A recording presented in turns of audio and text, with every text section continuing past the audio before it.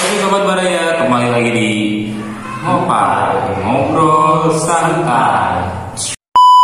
Oke Sobat Baraya, kembali lagi di channel YouTube-nya Bang Mulyana TV yang biasa membuka acara podcast atau Ngobrol Santai. Untuk tema kali ini kita mau membahas soal yang sedikit misteri atau sedikit bernostalgia masalah misteri. Tepuk tangan. Kita mau membahas soal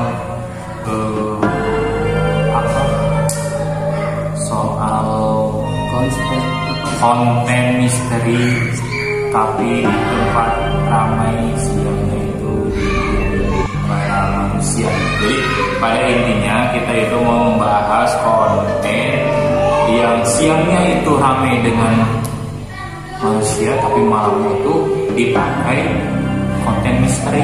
Apakah itu berdampak atau tidak? Nah, itu yang kita mau bahas.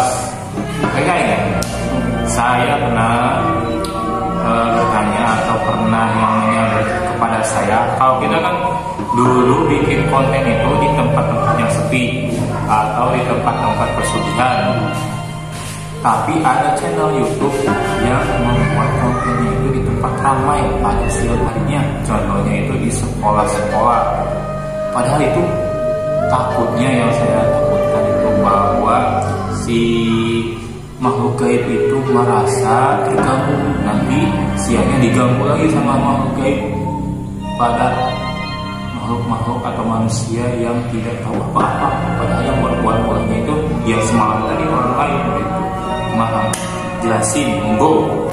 Oke, itu assalamualaikum warahmatullahi wabarakatuh. Jumpa lagi dengan saya sendiri. Oke, tadi saya akan menjelaskan sebuah pertanyaan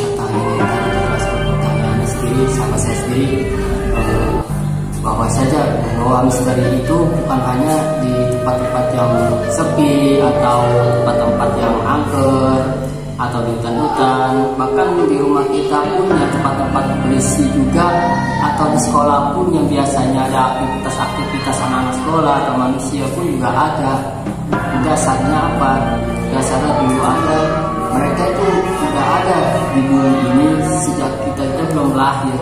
Bahkan sampai sekarang pun juga nenek moyang mereka pun masih ada. Mereka itu takkan pernah mati, takkan pernah musnah, kecuali bahagia mati sudah juga ada. Jadi kalau kita menangkapin soal perhitungan dalam hal gaib, di waktu dalam hal gaib itu, dia mengganggu-enggaknya dasarnya tepat itu seperti apa, dan kita sendiri yang menetapkan itu sikap kita seperti apa dengan mereka gitu. Jadi halnya itu kita sebagai manusia ciptaan Allah Subhanahu wa taala menanamkan keyakinan kita sendiri terhadap Allah, dan yakinlah pada doa-doa sebelum kita beraktivitas. Kenapa diadakan ritual berdoa sebelum kita melakukan beraktivitas seperti berdagang, mengajar atau kemana pun?